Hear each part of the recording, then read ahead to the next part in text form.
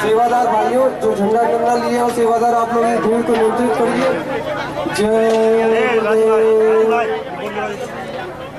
चलिए आप सब लोग इधर बैठिए, चलिए सेवादार भाई आप लोग थोड़ा सा सहयोग करें, इनको सबको बैठा लें उधर।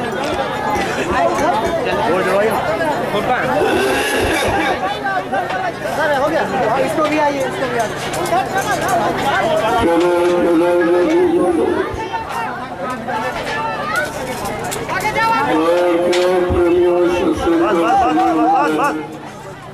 बस करिए, बस सब लोग बैठ जाओ, बैठ जाइए, बैठ जाओ सब लोग, बैठ कर सत्संग बच्चों को सुनो। बैठो, जल्दी बैठो, अपनी जगह पर बैठ जाओ।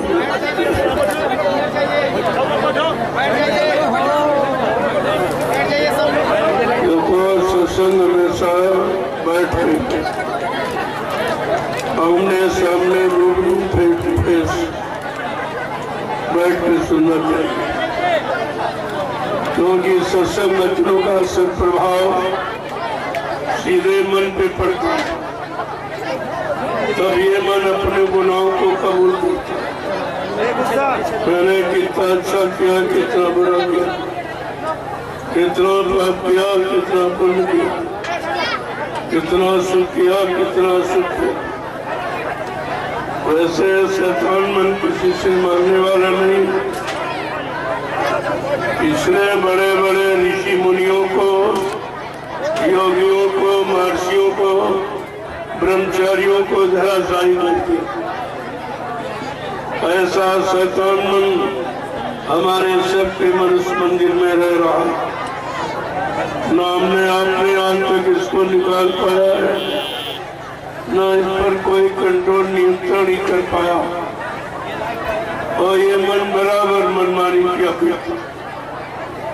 जब जल्दी इसकी इच्छा होती है आपके शरीर को साथ में लेकर, अगर काम की इच्छा हुई तो काम की इच्छा को पूरी करा लिया, क्रोध की इच्छा हुई तो क्रोध की इच्छा को पूरी करा लिया, लोभ मोह अहंकार की इच्छा हुई तो लोभ मोह अहंकार को पूरा करा लिया। और तुम इसका कुछ नहीं कर सकते, तुम्हारे अंदर बैठा है, ये सब हरकत किया करता। इस पर आज तक किसी ने कंट्रोल नियंत्रण नहीं कर पाया। बड़े बड़े ऋषि मुनि जंगलों में हजारों वर्ष तपस्या करते रहे, योगी योग करते रहे, समाधि लगाते रहे, लेकिन इस मन पर कंट्रोल नियंत्रण नहीं कर पाया। ये तो कलयुग में जब संत पधारे, उन्होंने मन को कंट्रोल नियंत्रण करने का रास्ता बताया। ये मन 3 तरीके से कंट्रोल नियंत्रण में हो सकता। सत्संग करो, सेवा करो और भजन करो। ये 3 रास्ते मन को नियंत्रण करने में, जो किसी युग में नहीं थी। ये केवल कलयुग में जब संत आए तो उन्होंने ये रास्ता निकाला कि जब तक मन कंट्रोल नियंत्रण में नहीं होगा, तब तक आप कितना कुछ प्रयास कर डालो, कुछ होने वाला नहीं। मन के हर मन के जीते जी, अगर मन आपका कंट्रोल नियंत्रण में आ जाए तो फिर किसी काम को करने की आवश्यकता नहीं है।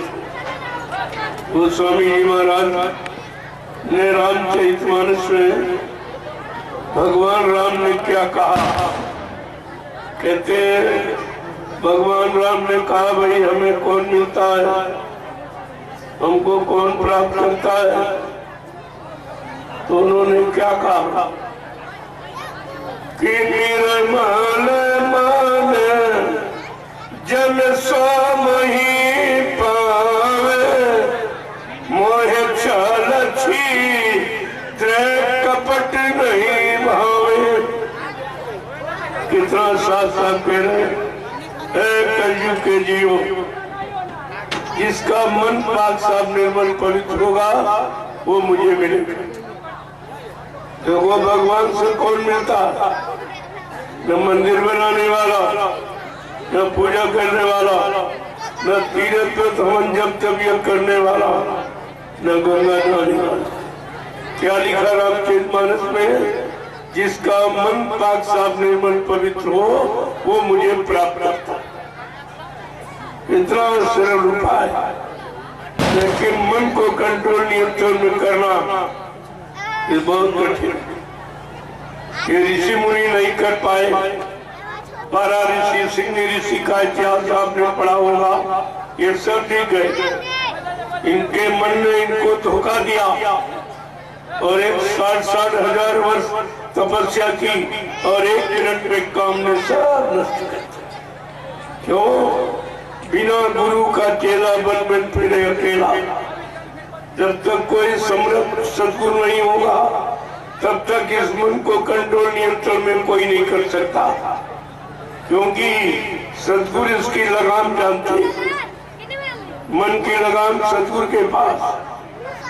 वो अपनी दया से, अपनी शक्ति, अपने बल से इस मन को कंट्रोल नियंत्रण में करते हैं, तब साधक कुछ कर सकता। इसीलिए कहा कि कलयुग का जीव भजन नहीं कर सकता। तामस देह भजन नहीं हुई। तामसी आहार है, तामसी विचार है, तामसी क्रियाकलाप है, लिहाजा कलयुग का जीव भजन नहीं कर सकता। इसलिए कलयुग के जीव के लिए क्या लिखा वो तो आपने पढ़ा नहीं। कोई सतयुग की पूजा, कोई त्रेता की, कोई द्वापर की कर रहा और बैठे हो कलयुग में। जब तक कलयुग की पूजा नहीं करोगे तब तक आपको कलयुग का लाभ नहीं मिलेगा। कलयुग में यह सब निषेध कर दिया संतों ने। क्या लिखा है? यही कलिका लेन साधन दूजा और मन क्रम ने गुरु पद पूजा। इस कलयुग में मनसा वाचा कर्मणा, गुरु के आदेश का पालन करना, उनके वचनों का आधार बनाकर जीवन को चलाना निकालना। उन्होंने जो नाम आपको दिया उस नाम की कमाई करना। कलयुग में ये है, कलयुग में नाम की साधना। क्या कहा कि कलयुग गयो गायक नहीं दाना और एक रे नाम गुण गाना।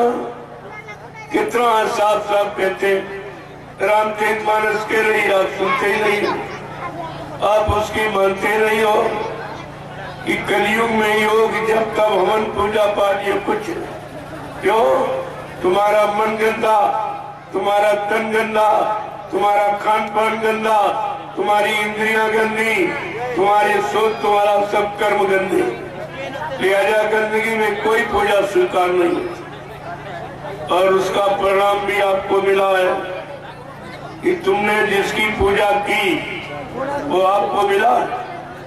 कोई देवी मिली, कोई देवता मिला, कोई भगवान खुदागढ़, वो गुरु आपको मिला। कोई ये पूजा तुम्हारी व्यर्थी चली गई। पूजा का मतलब समझो पहले। पूजा किसकी होती है? जड़ की चेतन की जिंदगी की मुर्दे की? आप मुर्दे की पूजा करोगे कुछ मिलेगा? वो कुछ दे सकता? ऐसे तुमने सारा जीवन जड़ पूजा में लगा दिया और 3 युगों से कर रहे हो और आज तक कुछ नहीं, कुछ भी कोई काम नहीं हुआ। न कोई बीमारी गई, न परेशानी गई, न दुख तकलीफ आ गया, न लड़ाई झगड़े गए, न दैवी प्रकोप, न दुर्घटनाएं, न अकाल मौतें गई। फिर आपको मिला क्या? पूजा करने से क्या मिला? क्योंकि आपने इस पर विचार नहीं। संसार में कोई काम करते हो, चाहे खेती का हो, दुकान का हो, दफ्तर का हो, बिजली व्यापार मजदूरी का, क्या बिना लाभ के कोई काम करोगे आप? अगर खेती में कुछ पैदा ना हो तो खेती आप करोगे? दुकान में कोई बिक्री मुनाफा ना हो क्या दुकान करोगे? नौकरी में तनख्वाह वेतन न मिले नौकरी आप करोगे? लेकिन ये पूजा पाठ कब से कर रहे हो? 3 युगों से और मिला आपको कुछ? करते करते कितने तुम्हारे पुरखे चले गए और तुम भी चले जाओगे, लेकिन जिसकी पूजा की वही आज तक आपको नहीं मिला और तुमने किसी से पूछा भी नहीं कि हम पूजा भी करते हैं। रात दिन हम मतलब यानी उनके लिए घर मकान मंदिर बनाया, यानी धर्मशाला बनाया, गुरुद्वारा बनाया, उनको पेड़े बताते चढ़ाते, अगरबत्ती फूल लगाते, लेकिन वो मिले कभी नहीं और बुलाए पर आए भी नहीं, हमारा कोई काम किया भी नहीं। ये कब सोचेगी? कब जागोगी? कब तुम्हारी बुद्धि में विवेक ज्ञान आएगा कि हम कोई काम करते तो फायदे के लिए और लाभ के लिए करते, अगर लाभ फायदा ना हो तो दुनिया में कोई काम आप नहीं करते। लेकिन ये पूजा पाठ वाला आज तक आप करते करते उम्र बिता दी, लेकिन कुछ नहीं मिला और बीमारी बढ़ गई, परेशानियां बढ़ गई, लड़ाई झगड़े बढ़ गए, महंगाई बढ़ गई, गरीबी बढ़ गई, बेरोजगारी बढ़ गई, टैक्स बढ़ गए। आपको क्या मिला? क्या पूजा पाठ ने तुम्हारी कोई मदद की? तुम्हें कोई सहयोग दिया? फिर भी अब भी नहीं सोच रहे हो। तब ये कुदरत को अपनी बार फैसला लेना पड़ा। क्या फैसला लिया कुदरत ने? जो तुम्हारे पूजा करते मंदिर मस्जिद गिरजाघर गुरुद्वारे धर्म स्थल, इनमें सब में ताले लगा दिए, सब में ताले लगा दिए। कोई नहीं बोला, न पक्ष न विपक्ष, न कोई धर्मानुरागी, न कोई पंडा पुजारी, न कोई धार्मिक व्यक्ति महात्मा, यानी न कोई नेता बोला, न कोई महात्मा बोला कि आखिरकार हमारे धर्म स्थलों को जब बंद कर दिया जाएगा तो हम पूजा पाठ कहाँ करेंगे? अच्छा सच्चा काम कहाँ से सीखे? कोई नहीं बोला, सब चुप हो। इसके साथ साथ तुमको कोरोना काल में 3 महीने के लिए तुमको घर में जेल बना के बंद कर दिया। अपने अपने घरों में बंद रहे, फिर भी तुम्हारी जबान नहीं खुली और तुम्हारे लिए कोई नहीं बोला कि भाई इन्होंने कौन गलती की, कौन गुनाह किया, कौन सा पाप, कौन सा राष्ट्र का नुकसान किया जो इनको घरों में बंद किया जा रहा। कोई नहीं बोला।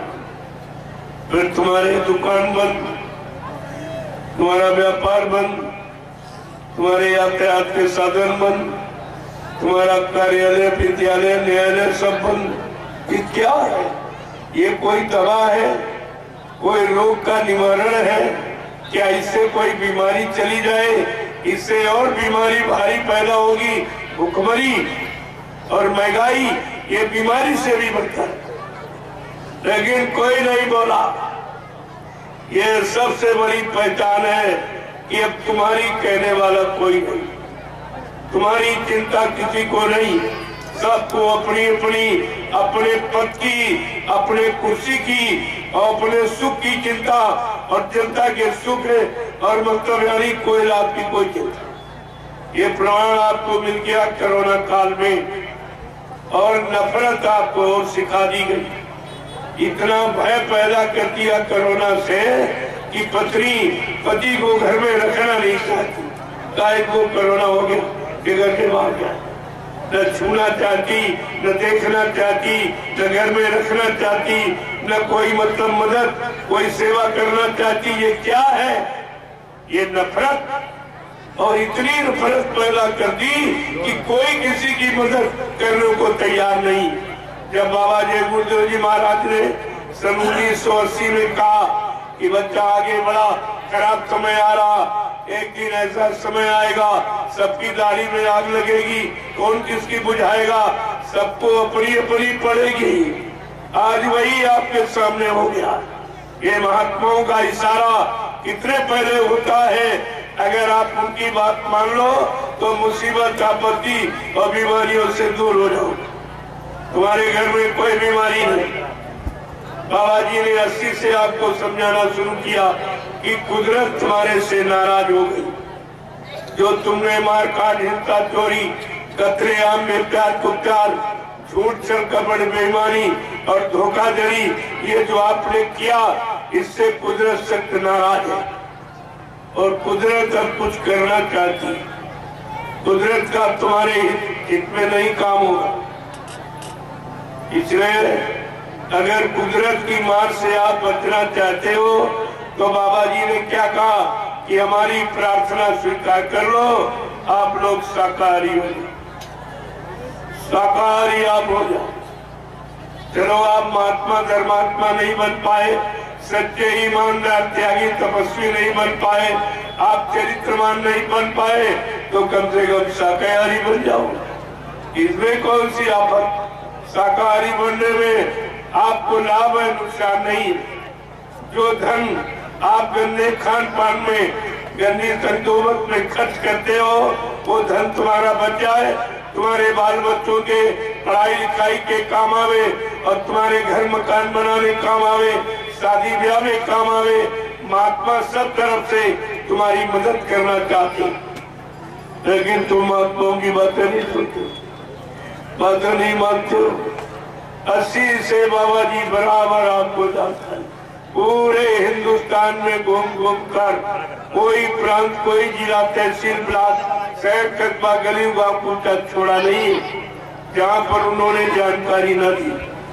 हर मोड़ पर, चाहे राजनीतिक मोड़ हो, चाहे धार्मिक मोड़ हो, हर मोड़ पर उन्होंने आपको सलाह दी और सचेत किया और आपको जगाया, लेकिन आपने उनकी एक भी बात नहीं मानी।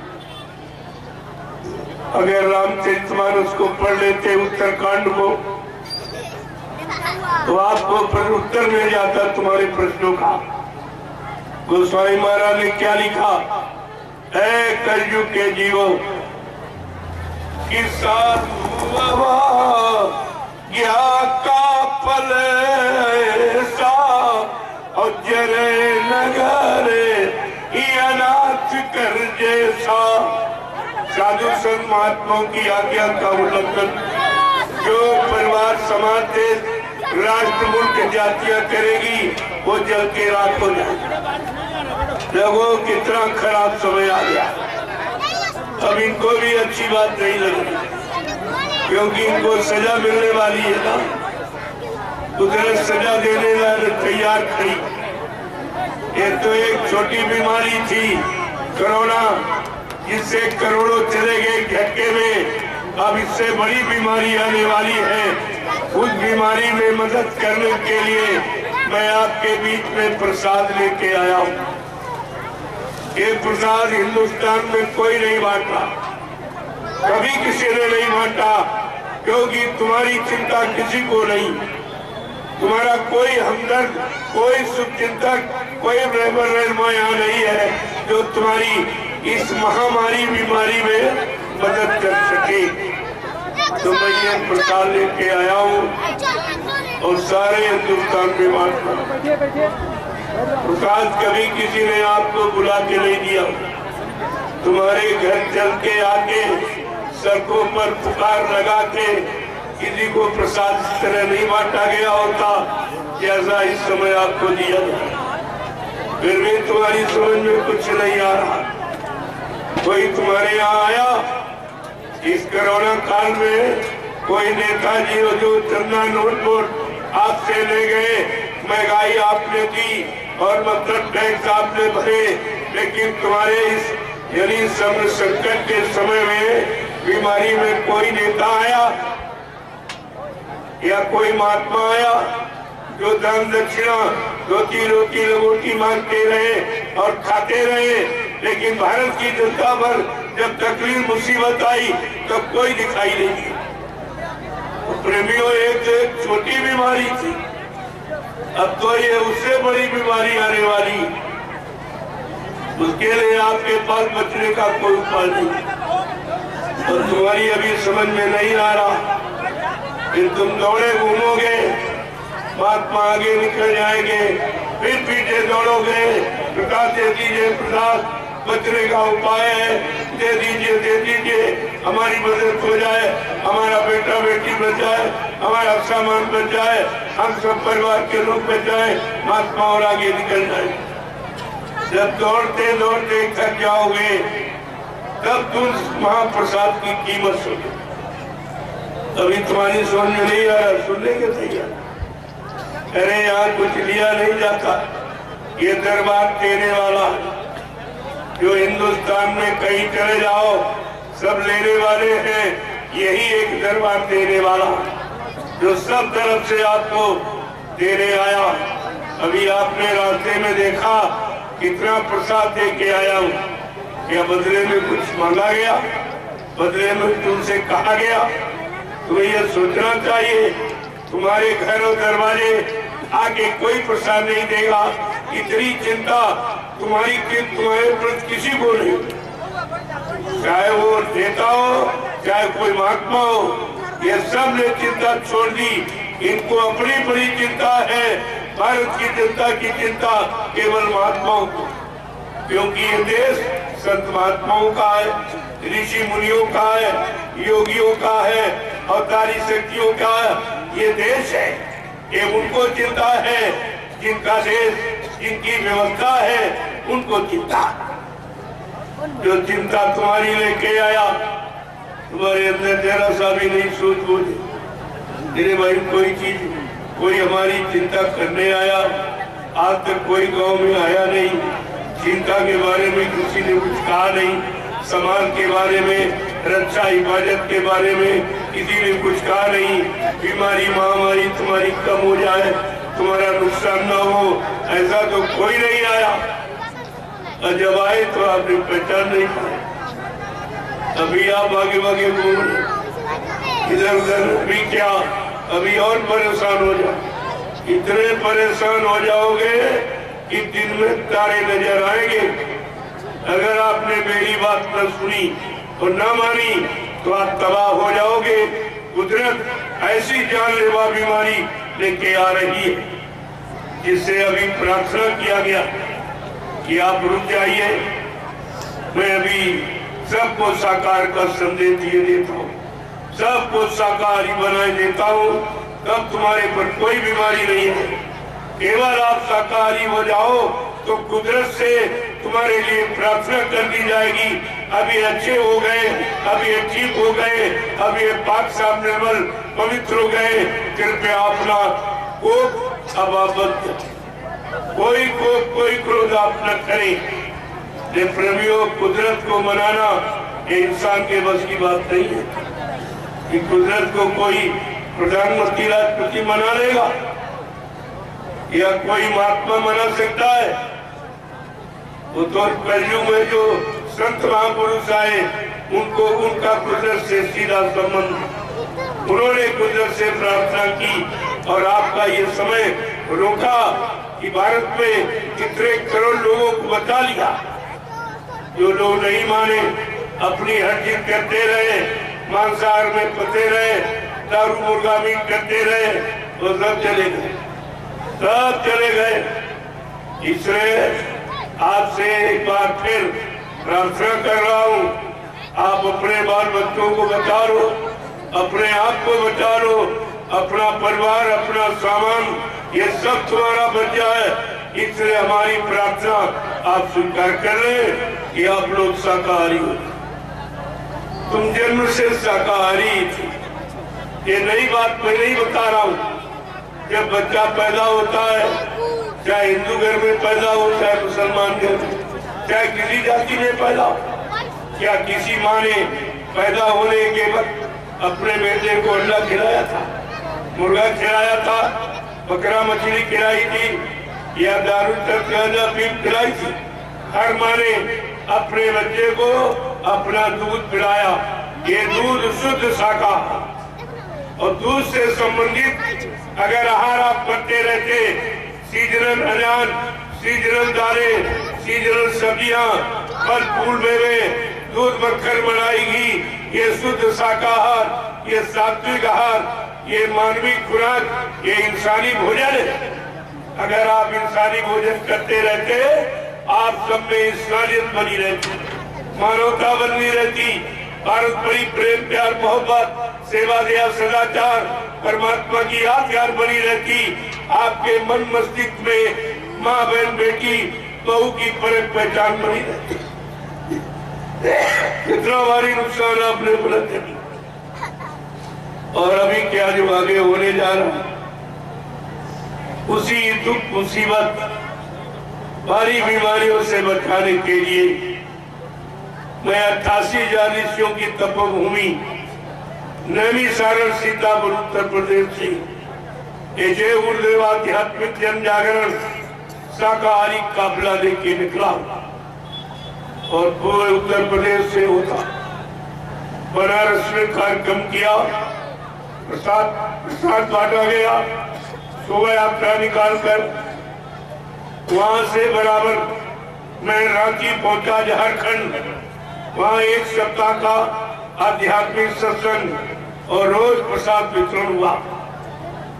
यानी कितने लाख आदमी वहां पहुंचा, सबको प्रसाद वितरण किया गया कि आप लोग शाकाहारी बन जाओ, ये प्रसाद ले लो, ये प्रसाद पूरा लाभ करेगा। शाकाहारी बनोगे तो लाभ करेगा। जैसे डॉक्टर वैद्य हकीम कहता जब परहेज करोगे तो मेरी दवा पैदा करेगी, परहेज नहीं करोगे डॉक्टर वैद्य कोई गारंटी नहीं लेता। इसलिए आपको ये परहेज करना है जो तुम्हारा जन्म सिद्ध अधिकार। जब तुम माँ के पेट से पैदा हुए तो शाकाहारी सदाचारी ब्रह्मचारी बनकर ही आप पैदा हुए। ये 3 गुण लेके आप पैदा हुए थे और 3 में से तुमने पहला गुण खत्म कर दिया कि आप शाकाहारी नहीं रह पाए। तो सदाचारी और ब्रह्मचारी बनने का प्रश्न ही आपको नहीं। तो फिर ये कैसे अपने आप की संभाल कर पाओ, कैसे सुरक्षा कर पाओगे? जो तुम ये सोच रहे हो मेरे पास मकान है, बंगला है, फ्लैट है, मेरे पास घर में खाने के लिए रोटी है, सहयोग के लिए मतलब यानी धंधा व्यापार खेती दुकान और दफ्तर नौकरी है और मतलब सहयोग के लिए पद पत्नी बाल बच्चे भाई बहन बिरादर, ये आपको नहीं मालूम, ये तो कुदरत के झटके में खत्म हो जाए। ये मसाला कुदरत के लिए एक झटके था। बाबा जी ने कितने पहले आपसे कहा कि बच्चा आगे समय बहुत खराब आ रहा, 12-12 कोस तक कोई एक चिराग जलता नजर आएगा, इतनी जनहानि हो जाएगी, इतने मकान खाली पड़े रहेंगे, कोई रहने वाला दिखाई नहीं देगा। आज आप एक इंच जमीन पे झगड़ा करते हो, तुम्हें अपना भविष्य मालूम नहीं है कि आगे क्या होने जा रहा, कुदरत क्या करिश्मा करने जा रही, ये तो किसी के दिमाग में नहीं। ये केवल संत महापुरुष जो त्रिकालदर्शी होते, भूत भविष्य वर्तमान के जानकार, उनको ऐसा मालूम है, वो ऐसे देख रहे एक ही जगह से बैठकर सब तीनों काल को देख लेते, तभी हमें आपको आगे सचेत करते हैं, बचाने की बात बताते हैं, बचाने की दवा देते हैं। लेकिन आप जब उनकी बात मानो तब तो नहीं मानोगे तो आपका समय खराब। लेकिन हिंदुस्तान में कोई ये नहीं कर सकता कि हमको किसी ने बताया। हम ये कहने नहीं देंगे मुसलमानों की तरह कि हाय हुसैन हम न हुए, हम आपको ये कहने नहीं देंगे मैं आपके गांव में आया और आकर के आपको ये सब लाभ की चीजें दे रहा और बदले में आपसे कुछ नहीं लेना, आपसे कुछ नहीं देना। ये दरबार देने का है, दरबार में दिया जाता है, दुकानों पर सौदा बगैर पैसे का मिलता नहीं।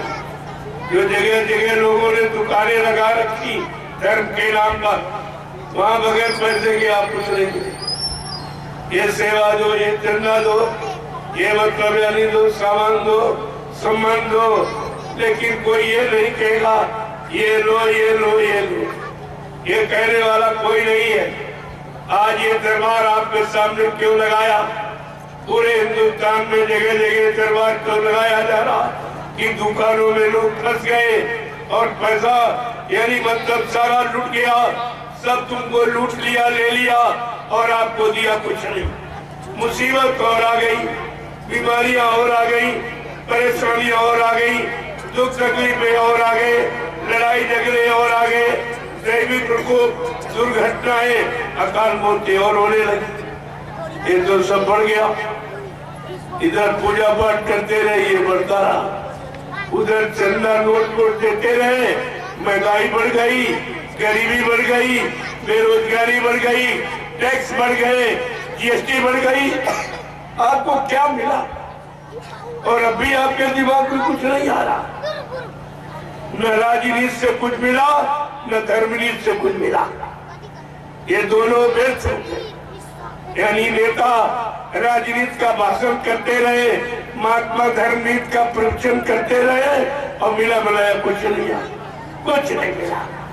ये 70 साल की आजादी ये सब प्रमाण दे रही है कि 70 साल से आपने कितने चुनाव किए, चुनाव पर चुनाव पर चुनाव, सारा देश चुन गया, कुछ नहीं बचा।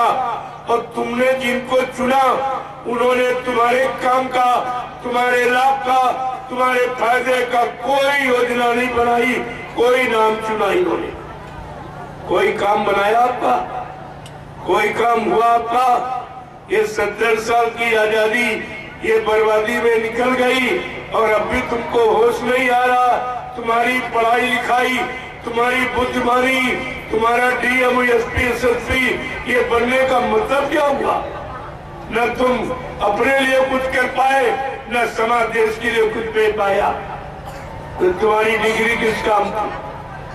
न अपने को सुख मिला, न देश समाज को सुख शांति आप दे पाए। कम से कम कुछ तो विचार करो। यही जब आप इसी तरह सो गए थे तो इसी भारत हिंदुस्तान पर मुसलमानों ने 350 वर्ष राज किया।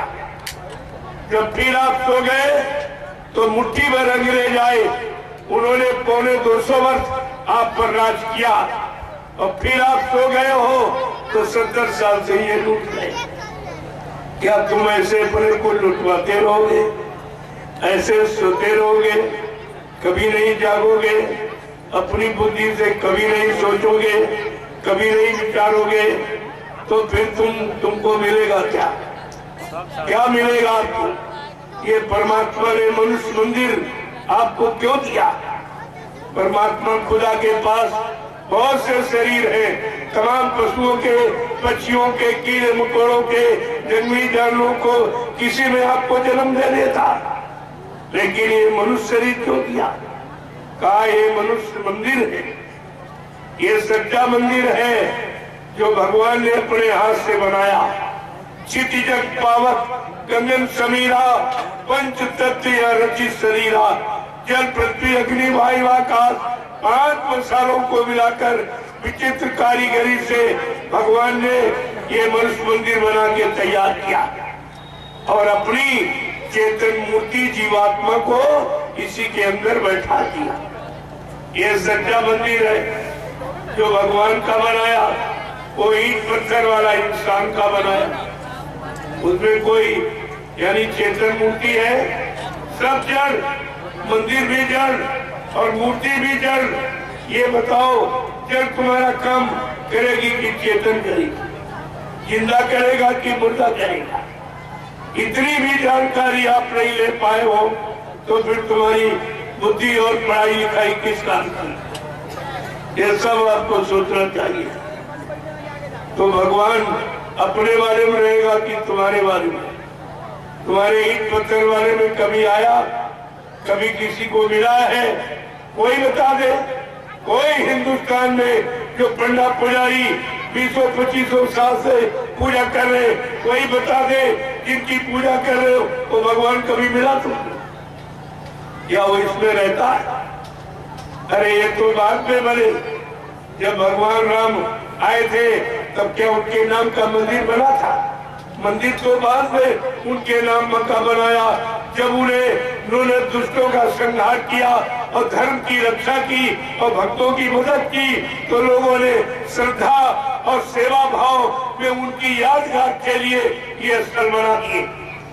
मंदिर, मस्जिद, गिरजाघर, गुरुद्वारे, धर्मस्थल, ये उनकी यादगार के। यहाँ बैठ कर लोग उनकी याद करेंगे, उनको याद करेंगे और उनके बनाई व्यवस्था को याद करेंगे।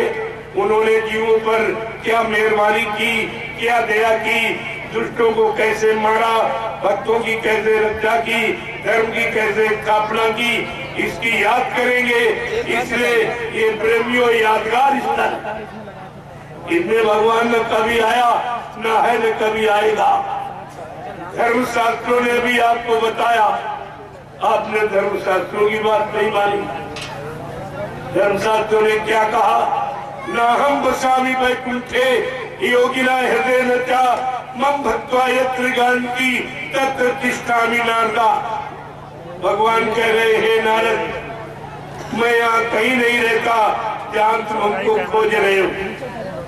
ना मैं पानी में, ना मैं पत्थर में, ना मैं कागज में, मैं तुम्हारे सबके मनुष्य मंदिर के अंदर, सबके अंदर आत्मा रूप यानी मैं बैठा।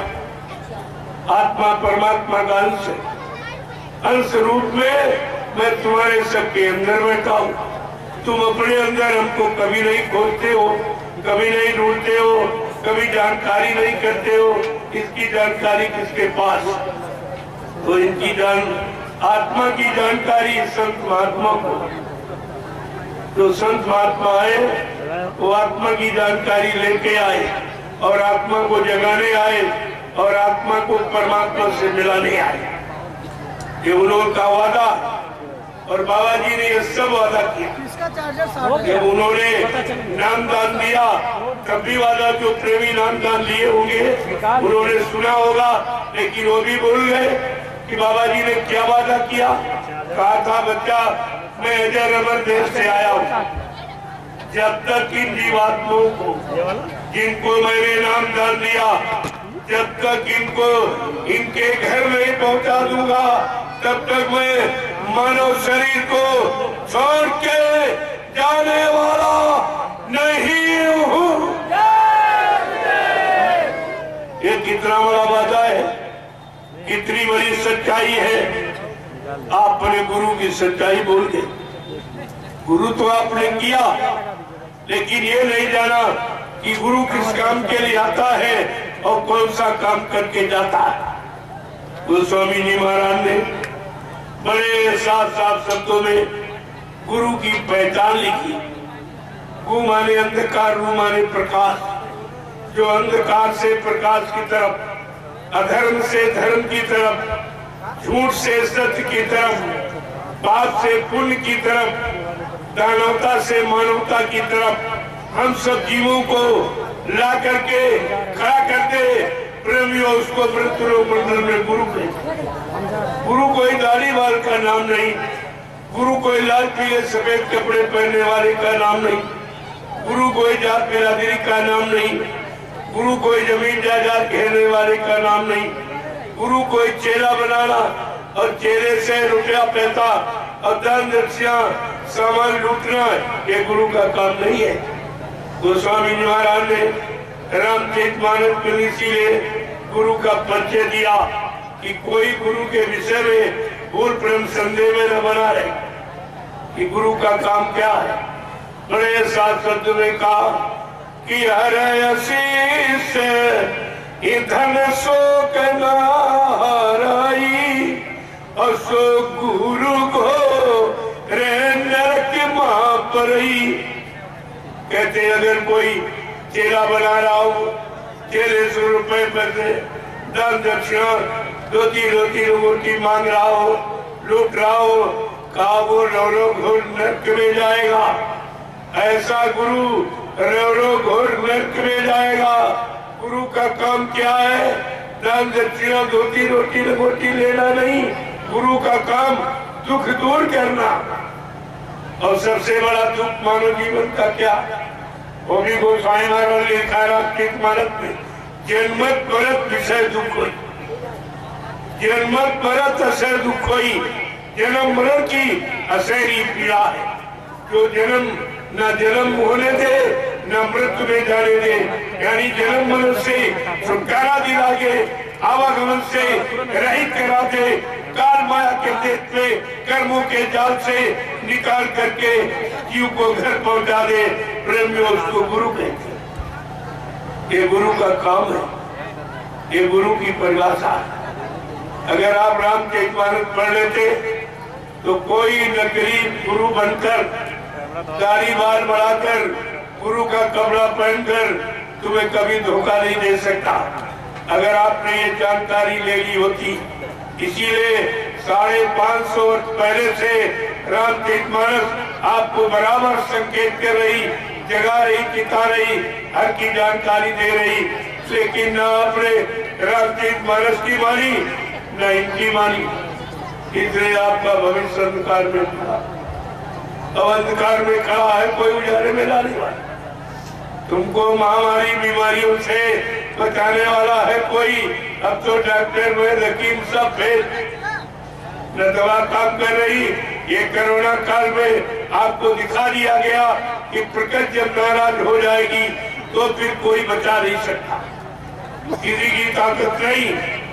और तुम्हारा चाइना रोज सुनते होगे और मांसाहारी मुल्क है जहाँ 5000 यानी मतलब जाने रोज जा रही, रोज खत्म हो रही, लेकिन अभी विचार नहीं किया और मांसाहारी मुल्क है, तो मांस के सिवा कोई भोजन नहीं। तो देख लीजिए कुदरत ने क्या किया। ये बाबा जी ने बहुत पहले कहा था कि आगे ऐसी स्थिति परिस्थिति बनी जा रही है, बड़ी बड़ी बीमारियां होंगी, एक की दवा 100 में न मिलेगी, लाशें सड़े पड़ेंगी, उठाने वाले मिले न यार, जमाना बदलेगा। ऐसा नहीं, संत महापुरुष जो कहते हैं वो तुम्हारे सामने होके गुजरता है। उनके बारे में पहले लिख के बता दिया गया, संत वचन पलटत नहीं, पलट जात ब्रह्मांड। चाहे ब्रह्म अपनी ब्रह्मांड की रचना में तब्दीली बदलाव क्यों न कर दे, लेकिन संत जो कहेंगे वो करके दिखाएंगे। संतों की जबान दस्तावेज होती, जिसको आप यूनिवर्सल ट्रुथ यानी अकाट्य सत्य कहते हो, कोई नहीं खाता। ये सब आपको सोचना चाहिए, ये सब पढ़ना चाहिए, जानकारी करना चाहिए। इसीलिए गोस्वामी महाराज ने 550 पहले रामचरितमानस के लिखकर और हर हिंदू के घर में रखवा दी। इसकी जानकारी लेते रहना। मैंने तुम्हारे बचने का पूरा उपाय और पूरा समाधान और पूरी औषधि जड़ी सब लिख कर रख दी, लेकिन ये जानकारी किसी संत महापुरुष के पास होगी। जब कलयुग में संत आएंगे, उनसे संपर्क करना, उनसे मिल लेना, वो तुम्हारे हित के लिए आएंगे। क्यों? परमार्थ के कारण साधु धरा शरीर। जो परमार्थ समाज, देश हित धर्मित समाज हित आते हैं, तो उनकी बात को समझ लेना। साधु से होए न कारजहानी, साधु संत महात्माओं से तुम्हारे काम की कभी हानि नहीं हो। वो हानि करने नहीं आते, वो आपको लाभ देने आते, और एक तरह से नहीं, चाहे भौतिक हो, चाहे आध्यात्मिक हो, चाहे नूरानी हो, चाहे जिस्मानी हो, चाहे अंतर्मुखी हो, चाहे बाहरमुखी हो, चाहे लौकिक हो, चाहे पारलौकिक, ये दोनों तरफ का लाभ लेके आते और दोनों तरफ का लाभ आपको देते, और बदले में आपसे कुछ नहीं लेते, कुछ नहीं लेते। ये उनका काम लेने का नहीं है, क्योंकि वो भिखारी नहीं होते। भिखारी लेता है, भिखारी मांगता है, और तुम्हारे यहाँ सब भिखारी। नेताओं को देखो, चंदा मांग रहे, नोट मांग रहे, वोट मांग रहे, महंगाई मांग रहे, टैक्स मांग रहे, ये तो भिखारी सब है। इन भिखारियों से आप चाहते हो कुछ मिलेगा? अरे भिखारियों के पास होता तो तुमसे क्यों मांगते? तुम इतनी नहीं पहचान कर पाए हो कि भिखारी कौन होता और दाता कौन होता। देने वाला दाता और लेने वाला भिखारी होता। आज तक आपने भिखारियों को पहचान नहीं पाया, और इन्हीं भिखारियों के पीछे चलते चलते तुम्हारा सारा जीवन निकल गया, और 14 पंचवर्षीय योजनाएं ये भिखारियों के हाथ में आपने सौंप के और सारी व्यवस्था अस्त कर, कुछ नहीं बचा, तुम्हारे पास कुछ नहीं बचा। सब लूट करके विदेशी बैंक पे भर, लेकिन कोई कहने वाला नहीं है। संत महात्माओं के सिवा ये सच्चाई कोई नहीं कहेगा, क्योंकि सबका जमा कहे कोई नहीं। चोर चोर मुंह से थे भाई, वो एक दूसरे की और सब निंदा करेंगे। चुनाव के पीरियड में देखो आप, उसकी बुराई कर रहा, उसकी बुराई कर रहा, लेकिन ये नहीं बताएगा इनका कितना जमा, किस बैंक में, किस विदेश की बैंक में इनका, किस विदेशी बैंक में इनका, ये बात नहीं, ये कोई नहीं, क्योंकि सबका जमा। ये तो केवल महात्मा बता रहे हैं कि तुम्हारा इतना पैसा जमा। अगर नेपाल की बैंक का जो हिंदुस्तान के लोगों ने नेपाल की बैंक में जनता का पैसा जो लूट करके जमा कर दिया, अगर वो पैसा निकाल लिया जाए तो हिंदुस्तान की गरीबी खत्म हो जाएगी। प्रेमियों, गरीबी खत्म हो जाएगी। अभी जापान, स्विट्जरलैंड और अमेरिका और रूस, जर्मन और इटली की बात मैं अभी नहीं कह रहा हूँ कि कितना कितना जमा। एक छोटा सा देश नेपाल, आपका पड़ोसी, उसमें भारत के लोगों का इतना, लेकिन कोई कहने वाला नहीं। अभी बीच में आवाज लगाई थी कि विदेशी धन आएगा आएगा, तो जब वो उस समय कह रहा था उसका जमा नहीं था, जब उसका जमा हो गया दूसरे भी मुंह बंद दिया। अब कोई चर्चा नहीं कर रहा, अब तो कोई नाम ही नहीं ले रहा कि विदेशी बैंकों में भारत का कितना धन, क्योंकि भारत सोने की चिड़िया। ये गलत नहीं है, ये सत्य है। लेकिन जब देश के जैसे घर के लोग अगर घर का धन लूट करके बाहर दे देंगे तो घर में गरीबी निश्चित आ जाएगी, वो परिवार गरीब हो जाएगा। ऐसे देश के जिम्मेदार अगर देश का धन विदेशी बैंकों में जमा कर दे अपने नाम से, तो देश गरीब हो जाएगा। वो गरीबी कभी कोई खत्म नहीं कर सकता। ये सब बातें आपको ध्यान में रखनी चाहिए, और नहीं मानोगे तो तुम जानो, तुम्हारा काम जानो। आप ये नहीं कहोगे कि हमको किसी ने बताया नहीं था। हिंदुस्तान में कोई ऐसा नहीं था जो हमारे हित की बात बताता, हमारे लाभ की बात बताता, हमारे फायदे की बात बताता, हमारी बीमारी महामारी रोकने की कोई दवा, कोई औषधि, कोई महाप्रसाद लेके आता। ऐसा बात पूछो, कोई आपके पास आया आज तक? आपके गांव में कोई आया तुम्हारी मुसीबत आपत्ति को देख? चाहे कोई नेता हो, चाहे कोई महात्मा, कोई नहीं आया, कोई नहीं आया। क्यों? इनके पास तुम्हारी समस्याओं का निदान नहीं, तुम्हारी समस्याओं का समाधान इनके पास नहीं। इनके पास अपनी समस्याओं का समाधान, अपनी कुर्सी का समाधान, अपने पद का समाधान, अपने सुख का, अपनी शांति का, अपने ऐशो आराम, अपने भोग विलास जीवन का केवल चिंता। बाकी भारत की जनता किसी को चिंता, कोई चिंता नहीं। इसीलिए तुम्हारे हित का कोई काम किया ही नहीं, आज तक कोई काम नहीं किया। तो मैं आपको एक बात जागरूक करिए कि अगर जाग जाओ तो अच्छी बात। मैं अपने लिए नहीं कुछ कहता, हमको तो कुछ नहीं चाहिए, हमें कुछ नहीं चाहिए, क्योंकि हमारे पास कोई खर्चा नहीं, न कोई बीवी बच्चा हमारे कि जिसके लिए मैं आपसे झूठ बोलूंगा या मैं कोई सच्चे करूंगा या आपको कोई धोखा दूंगा। अगर ज्ञान दृष्टि से सोचो तो तुम ही हमारे हो। अगर तुमको अपना न समझा होता तो मैं क्यों आता आपके? क्या आपने हमें बुलाया था? क्या आपने कुछ कहा था? क्या आपने कुछ मांगा था? क्या आप जानते हो कि मेरे पास क्या है, मैं क्या लेके आया हूँ, उससे आपका कितना बड़ा लाभ होगा? ये कुछ मालूम नहीं था। सोचना चाहिए, लेकिन आपने कोई विचार ही नहीं किया। तो मैं एक ही बात आपसे कहूंगा, अब आप जाते, अब ये सोने का वक्त नहीं, ये लापरवाही करने का समय नहीं है। मैं आगे बहुत खराब समय, जिसका मैं कौन सा वर्णन आपके सामने करूं, कितना खराब। और उस खराबी में आपके पास अपने बचने का कोई सामान नहीं, कोई व्यवस्था आपके पास नहीं है। जो आप समझते हो वो धोखा। तुम जो कह रहे हो मेरे पास मकान है, रहने के लिए, खाने के लिए घर में रोटी है और सहयोग के लिए पत्नी बाल बच्चे हैं और मतलब यानी साधन खेती है, दुकान है, दफ्तर है, ये तो कुदरत के घंटे 1 सेकेंडों में ये खत्म। कुदरत के लिए 1 सेकेंड का भी एक समय नहीं, काम नहीं है। ये सामान 1 सेकेंड में आप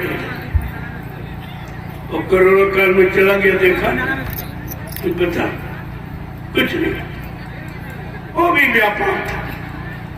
कोरोना कुछ नहीं, वो व्यापार है। इतना भय पैदा कर दिया गया को जो तुम अपने घर के मरीज को न लेने को तैयार, न खोल के देखने को तैयार। क्या किया गया, क्या रखा इन लोगों ने, क्या किया, सारे पुर्जे निकाल और सब व्यापार। किडनी है, कुत्ता है, फेफड़े हैं, एक किडनी 6-6 लाख रुपए बिकती, ये सब व्यापार हो गया और तुम समझे नहीं पाए। केवल व्यापार। ये 4 इंच का कपड़ा जो मुंह पर लगाए, इससे क्या, ये कोई दवा है? कोई कोरोना बीमारी की दवा है? ये व्यापार है। 4 इंच के कपड़े में करोड़ों रुपए पैदा होता, तो तुम्हें कुछ नहीं मालूम। हमसे लोगों ने, जब मैंने आपके बिहार में कोरोना के तुरंत बाद मैंने अकबरपुर बक्सर में एक विशाल कार्यक्रम किया जहाँ कई लाख लोग इकट्ठे हुए। वहां जब सुना लोगों ने कि कोरोना के तुरंत बाद इतनी बड़ी भीड़, ना कोई मास्क लगाए, ना कोई कुछ, तो साफ स्वास्थ्य मंत्री सब तोड़ गई। हम कह रहे महाराज आप मास्क नहीं लगाए हो। हमने कहा हम मास्क खाते नहीं, जो मास्क खाए वो मास्क लगाए, हमारे यहाँ कोई मास्क नहीं खाता। यहाँ इतने लाखों लोग बैठे हुए हैं, इनमें से कोई मांसाहारी नहीं। यहाँ क्या जरूरत है? जो मास्क खाता हो मास्क लगाए। और ये बताइए आप स्वास्थ्य मंत्री हो, इसका लाभ जरा बता दीजिए। इस कपड़े को मुंह पर बांधने से क्या लाभ और हानि हम बता देंगे। आप लाभ बता दीजिए जरा, हानि हम बता देंगे कि अगर नाक और मुंह बंद कर दिया जाएगा तो स्वच्छ वायु आपको नहीं मिलेगी, श्वसन क्रिया आपकी कमजोर हो जाएगी। स्वस्थ वायु और स्वस्थ ऑक्सीजन जब आपको नहीं मिलेगी तो आपके फेफड़े कमजोर हो जाएंगे। एक बीमारी और पैदा डॉक्टरों के लिए एक मसाला और तैयार कर रही है। प्रेमियों, कपड़ा बांधने से तुम्हारी नाक मुंह बंद कर दिया, जिंदा रहोगे। यही तो साधन है, वायु का खेल है। वायु को दोनों दरवाजे अगर बंद कर दिए जाएंगे तो शरीर स्वस्थ रहेगा। क्या कभी इस पर किसी डॉक्टर वैद हकीम ने विचार किया? क्या कोई वैज्ञानिकों ने इस पर बुद्धि दौड़ाई? ये कोई दवा है? ये सब व्यापार चारों तरफ से। इनको केवल पैसा चाहिए, तुम्हारी जान से और तुम्हारे नुकसान से इनका कोई मतलब नहीं। वो आपने सब देख लिया। आगे फिर कोई नई युक्ति आ जाएगी, क्योंकि फिर कोरोना वहीं से शुरुआत हो गई है। वो मांसाहारी मुल्क चीन से, पहले भी वहीं से और फिर वहीं से। ये धीरे धीरे फिर तुम्हारे यहाँ, फिर तुम तैयार हो जाओ अपने घरों में जेल में बंद होने की, क्योंकि तुमने कुछ कहा नहीं है। बोलना तुम जानते नहीं हो, सोचना समझना तुम्हारे पास है नहीं, करना कराना भी नहीं जानते हो, तो तुम्हारे साथ तो कुछ न कुछ ऐसा होता ही रहेगा। अरे भाई, अगर बच्चा रोए ना तो माँ भी दूध नहीं पिलाती। जब आप बोलोगे नहीं, कुछ कहोगे नहीं, तो मनमानी करेगी और कर ही रहे। अभी नोटबंदी हुई, कहा नोटबंदी हुआ? किसका नोटबंदी? नोट के बदले नोट, वो भी घटिया नोट और कम, मतलब यानी लंबाई चौड़ाई में यानी कम, और कागज भी कमजोर। यानी नोटबंदी का मतलब नोट की जगह कोई अगर धातु जला दी जाती तो मान लेते नोट बंद होते। कहा नोट बंद, कहाँ नोट बंद हुआ? ये ऐसे ही तुमको नोट बंद किया, तुम कुछ नहीं बोले, फिर तुमको मकान घर में बंद कर दिया 3 महीने के लिए, तब नहीं तुम बोले। तुम्हारी दुकान और धंधा व्यापार बंद कर दिया गया, तब तुम नहीं बोले। तुम्हारे यातायात का साधन, रेल और मोटर, ये सब बंद हो गए, तब तुम नहीं बोले। तुम तो कभी बोले ही नहीं। जब नहीं बोलोगे तो समझेंगे हम अच्छा कर रहे हैं कि भारत की जनता कुछ नहीं कह रही है, कोई मतलब परेशान नहीं है, कोई दुख तकलीफ में नहीं, कोई नहीं रो रही है, कोई अपने कष्टों को नहीं कह रही है, तो आपको तो बोलना चाहिए था। और प्रजातंत्र में प्रजा को पूरा अधिकार है, राजा प्रजा का समान अधिकार, उसको कहते हैं प्रजातंत्र। जो राजा को अधिकार वही प्रजा को अधिकार, उसको कहते हैं प्रजातंत्र। तुमने प्रजातंत्र की परिभाषा भी नहीं समझ इतने दिनों में।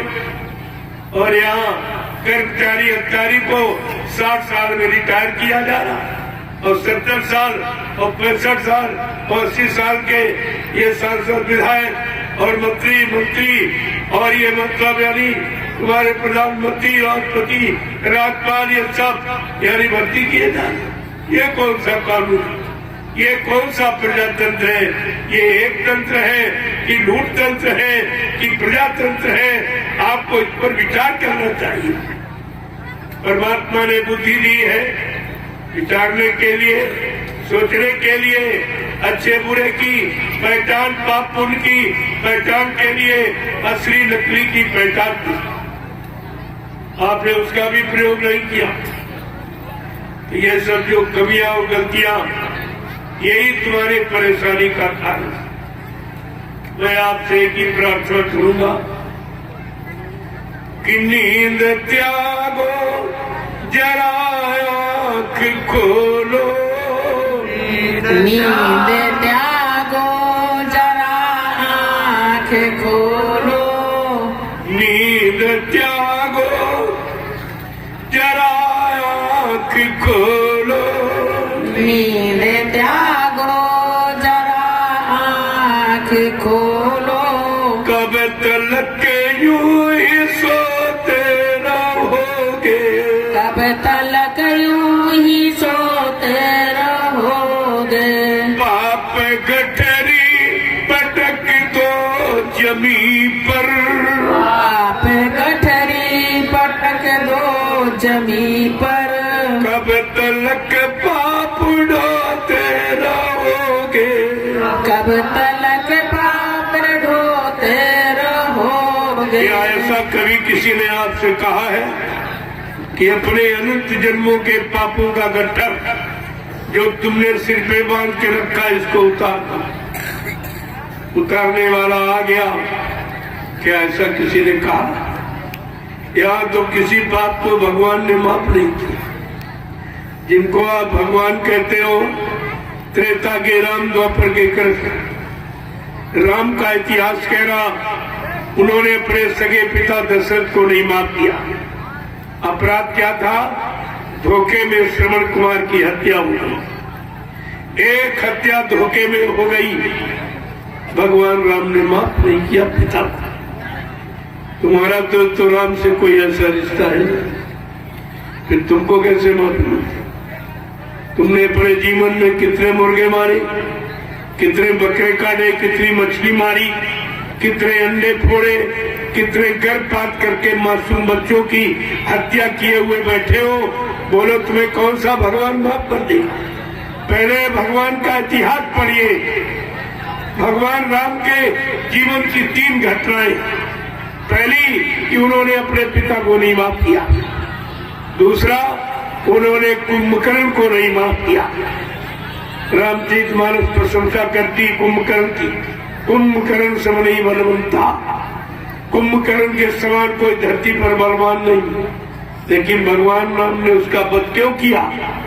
वो शराब पीता था, मांस खाता। ये 2 कामों के कारण। वो शराब पीता था, मांस खाता था, इसलिए भगवान राम ने कुंभकर्ण का वध किया। क्या आप कुंभकर्ण के वध को भूल गए हो? क्या राम के इस क्रोध को आप भूल गए हो कि राम ने इस पर क्रोध क्यों किया? कि उसका खात्मा करा। अगर भगवान राम का कानून आग लगा दिया जाए तो परिवार समाज में रहने वाले तुम कितने लोग बचोगे? तुम सब शराबी कौमी हो गए। तुमने इस इतिहास पर बिल्कुल ध्यान नहीं किया। कुंभकर्ण के पद पर जरा सा भी आपने ध्यान नहीं दिया कि भगवान राम ने इसका वध किस कारण किया। वो काम कम से कम हमें आपको नहीं करना चाहिए। बात तो ये है। तीसरी घटना है बाली का वध। सुग्रीव को मित्र बना करके फिर बाली को संहारा क्यों? एक भाई को मित्र बनाया, एक का वध कर दिया।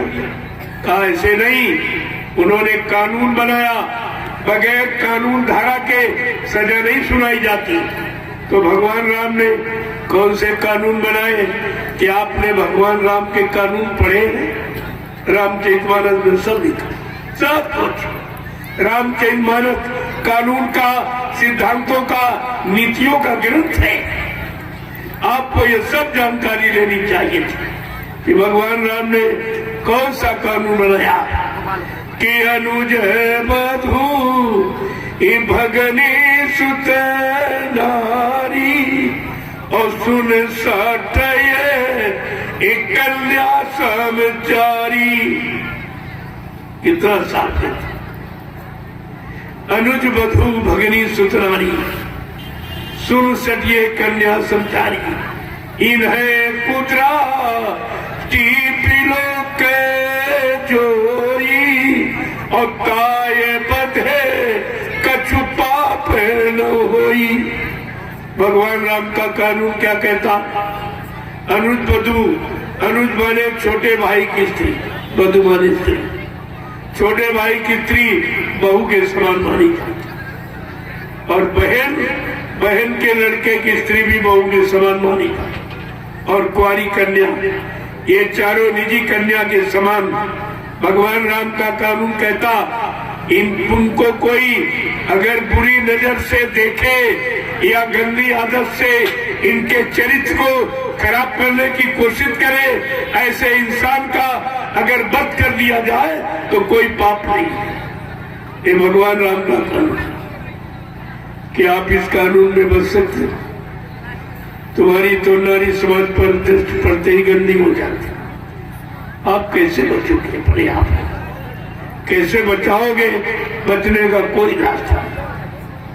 भगवान राम ने इतना ही नहीं और कानून बनाया कि जननी समो जानव परे नारी और धन पराय विष से पीस भारी। कहते पराई स्त्री को माँ के समान जानो, पराया धन जहर का जहर मानो। ये दोनों काम तुम्हारे बस के नहीं। तुम्हारी आंख सुबह खुलती है, शाम को बंद होती है। दिन भर ये सोचते किसको ठगना है, किसको लूटना है, किससे झूठ बोलना है, किसको धोखा देना है, किसकी बेईमानी करनी, किसकी चोरी करनी, किसकी डकैती, किसका कत्ल करना, किसका अपहरण करना। तुम्हारी तो ये आप कैसे बचते? भगवान राम के अनुसार तो बचने के कोई लक्षण नहीं, लेकिन क्यों संत महापुरुष आए वो बचाने के लिए। अगर रामकृष्ण जैसी शक्ति होती तो तब मार काट के खलिहान करते। लेकिन ये संत दयाल देश से आए, ये आप पर दया करने आए, आपको माफी देने आए, आपकी जीवात्मा जगाने आए, परमात्मा से मिलाने आए, आप पाप कर्मों में आपको क्षमा करने आए। ये उनका काम। अगर इनकी बात हम नहीं मान पाए तो फिर किसकी बात? फिर तो तुम्हारा कोई रक्षक है ही नहीं, कोई रक्षक, कोई तुम्हारा रक्षक नहीं। इसलिए समझा के कहा कि ऐसी स्वार्थ में दुनिया बगैर स्वार्थ के कोई कदम नहीं देगा, बगैर स्वार्थ के आप कोई काम नहीं करेगा। महापुरुषों ने इशारा करके आपको संकेत किया है कि इस युग की बदलती दुनिया में, इस युग की बदलती दुनिया में तुम्हारा क्या होगा? इंसान तुम्हारा क्या होगा? जब छाया रहेगा चारों तरफ, जब छाया रहेगा चारों तरफ, एको राम तुम्हारा क्या होगा? राम तुम्हारा क्या होगा? कोई धर्म नहीं जब इनका रहा, कोई धर्म नहीं जब इनका रहा, और फिर नाम तुम्हारा क्या होगा? फिर नाम तुम्हारा क्या होगा? इस युग की बदलती दुनिया में, इस युग की बदलती दुनिया में, ये इंसान तुम्हारा क्या होगा? इंसान तुम्हारा क्या होगा? कोई राम रहीम न मानेगा, कोई राम रहीम न मानेगा, भगवान तुम्हारा क्या होगा? भगवान तुम्हारा क्या होगा? जब रक्षक भाषक बन जाएंगे, रक्षक बन जाएंगे, रक्षक भाषक बन जाएंगे, रक्षक भाक्षक बन जाएंगे, ये धन धाम तुम्हारा क्या होगा?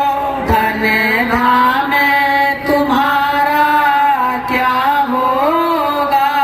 इस युग की बदलती दुनिया में, इस युग की बदलती दुनिया में, ये इंसान तुम्हारा क्या होगा? इंसान तुम्हारा क्या होगा? पूरे जी का बाजार गरम, पूरे जी का बाजार गरम, खोरे जी प्रेमी उर्दू शब्द, खोरे जी माने मार का ढिलता चोरी कतलेआम, इसे गोरी जी कहते। आज इसी का बाजार गर्म है, फिर तुम्हारा आराम कहाँ मिलेगा? कहाँ विश्राम आराम आपको मिलेगी? खूरे जी का बाजार गरम, खूरे जी का बाजार गरम, आराम तुम्हारा क्या होगा? आराम तुम्हारा क्या होगा? गरजे गुरु देव की सुनता नहीं, जय गुरुदेव की सुनता नहीं, गरजे गुरु देव की सुनता नहीं, जय गुरुदेव की सुनता नहीं, पैगाम तुम्हारा क्या होगा?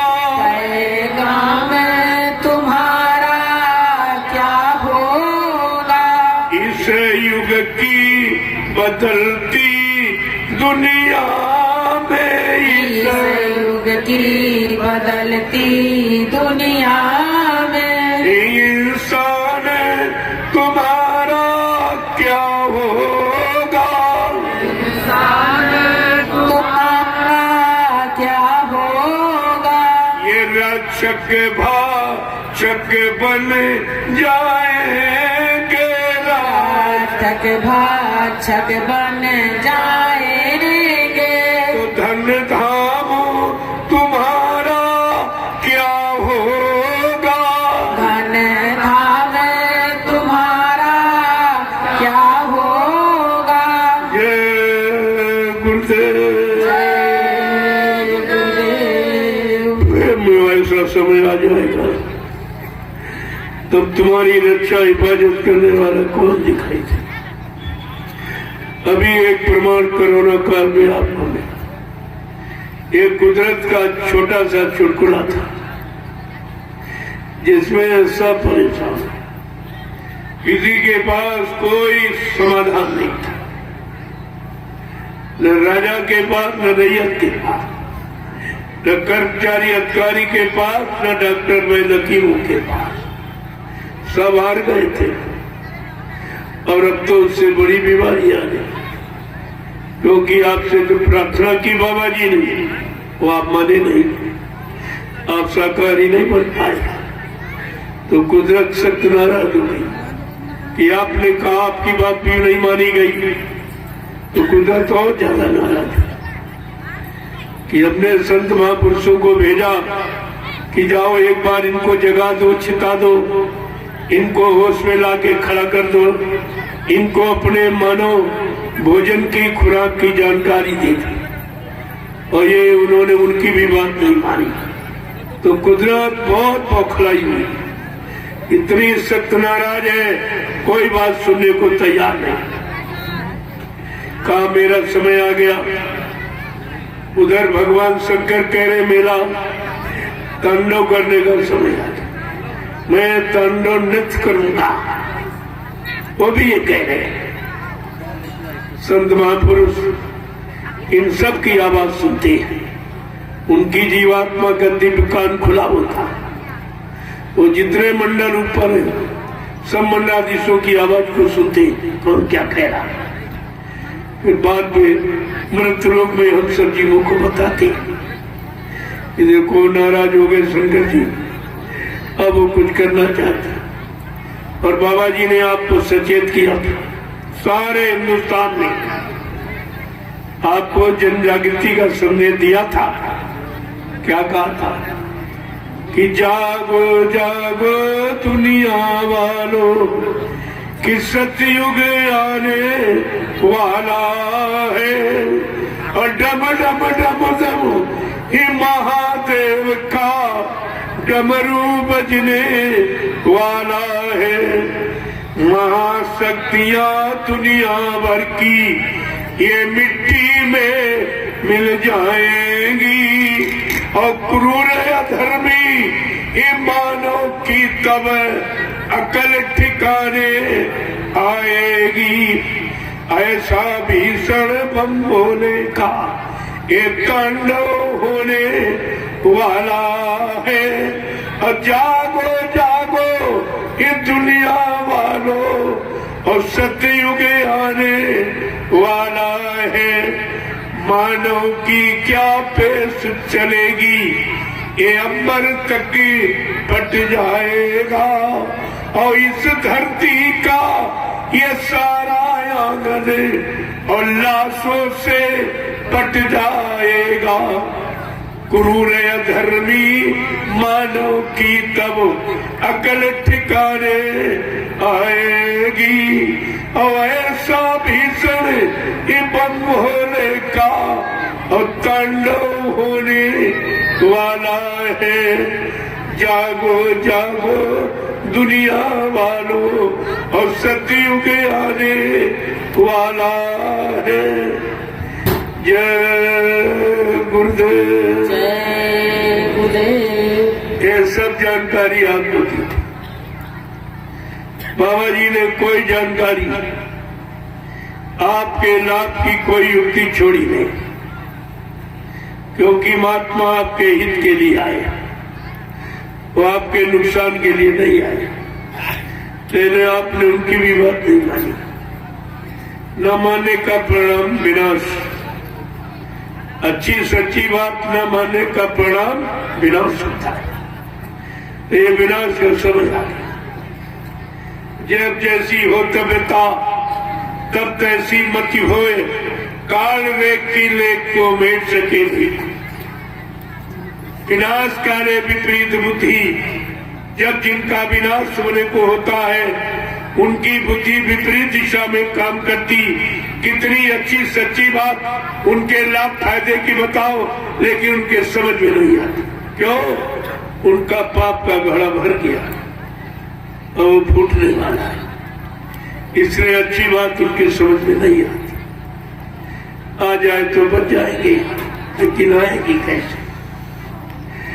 आपने वो काम किया है कि महात्माओं के समझाने पर भी नहीं माने और बराबर कितने जीवों की हिंसा हो रही।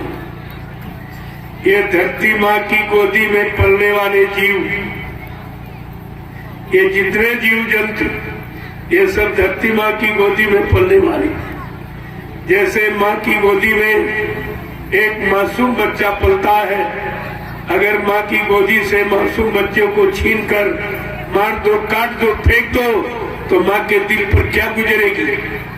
कभी सोचा आपने? ये है धरती माँ और इसकी गोदी में ये पलने वाले जीव हैं, जो पशु है, पक्षी है, कीड़े मकोड़े, जंगली जानवर, आप भी इंसान, ये सब धरती माँ की गोदी में पलने वाली। अगर इनको कोई सताएगा, मारेगा, काटेगा, तो ये धरती माँ खुश होगी कि नाराज? अरे विचार करो, अगर धरती माँ नाराज हो गई और कहीं उसने करवट ले ली तो ये सब रसातल में चला जाएगा, कुछ नहीं बचेगा। इसलिए आप समय की बात को समझिए। बैठ जाइए, आप ज्यादा समय नहीं लूंगा। मैं खुद दिन भर थका हूँ, आपने देखा दिन भर थका तुरंत आके बोलने लगा। मैंने कोई आराम नहीं देख ली कि चलो संदेश में छूट जाए, आपको मिल जाए, अच्छा रहेगा, लेकिन तुम्हारी समझ में भी कुछ नहीं आ रहा। जब आगे वो आ जाएगा तो समझ में सब आ जाएगा, सबकी अकल ठिकाने हो जाएगी। तुम समझाने से मानने वाले नहीं हो, तुम कुदरत की मार से मानने वाले। जय गुरुदेव, जय गुरुदेव, जय गुरुदेव। नाम किसका? जय गुरुदेव। नाम किसका? प्रभु का प्यारा नाम। आप लोग खड़े हो जाओ, खड़े हो जाओ आप लोग। जय गुरुदेव, जय गुरुदेव, जय गुरुदेव, जय गुरुदेव। नाम किसका? जय गुरुदेव। नाम किसका? प्रभु का प्यारा नाम। जोर से बोलो, सामने बोलो, बोलना होगा। अभी से बोलो, दुख दर्द हरेंगे, सब कष्ट मिटेंगे, सुख शांति भी देंगे। सबके दाता, सबके मालिक, प्रेम से बोले। ये नाम नहीं इंसान का, ये नाम है प्रभु का, ये काम नहीं इंसान का, ये काम है प्रभु का। प्रेमियों, तुम्हारे बचाव का, तुम्हारी सुरक्षा हिफाजत का काम इंसान के बस का नहीं था। वो तो आपने देख लिया कोरोना काल में, और 70 साल की आजादी नेताओं को देख लिया। महात्माओं के प्रवचन को सुन के कथा वार्ता सुनी, कोई काम नहीं, और दिन पर दिन परेशानियां बढ़ती चली जा रही। ये परेशानी प्रेमियों भजन से जाएगी, पूजा से नहीं जाएगी। गोस्वामी महाराज ने रामचरित मानस के उत्तरकांड में लिखा है कि ऐसे बिन हरि भजन कगेसा और मिट्टी है न जीवन के कलेसा, कि मानव जीवन में आने वाले जितने भी कष्ट, सारे कष्टों का समाधान प्रभु के भजन से। देखो भजन कितना सरल, कुछ नहीं, न कोई मंदिर बनाना, न कोई मूर्ति लगाना, न अगरबत्ती जलाना, पुष्प, न पेड़े बताते चढ़ाना, कुछ बना बनाए मनुष्य मंदिर परमात्मा ने आपको दी। इसी में अपनी चेतन मूर्ति जीवात्मा को अंदर बैठा दी। अब आपको करना क्या है, वो संत महात्माओं से सीख ले लो, आपको नाम की कमाई करो, क्योंकि कलयुग में कोई पूजा पाठ नहीं है। कलयुग केवल नाम आधारा, सुमिर सुमिंदर उतरे पारा। कलयुग में केवल नाम का आधार है, और उसका जब सुमिरन करोगे, सुमिर यानी जब सुमिरन करोगे, याद करोगे, उनको भजोगे, तब आपका कष्ट दूर हो जाएगा। ये बात आपको ध्यान में रखनी चाहिए। अब आप लाइन से खड़े हो जाओ, ये महाप्रसाद ले लीजिए, तुम्हारे बचाव का जो। देखो मैं तो कुछ किसी से मानता नहीं, लेकिन हमें प्रेमी मानते नहीं, कहते नहीं कि हम आपके साथ नहीं चल पाएंगे इस प्रचार में, क्योंकि हम बाल बच्चों को छोड़ के कैसे चले, या अपने खेती दुकान दफ्तर बिजली व्यापार मजदूरी को कैसे बंद करें। तो ये कह रहे हैं कि हमारा कुछ ले लीजिए, हमारी गाड़ी कमाई का कुछ हिस्सा। वैसे दशांश गुरु का होता है, 100 रुपए आप कमाते हो तो 10 गुरु की होती।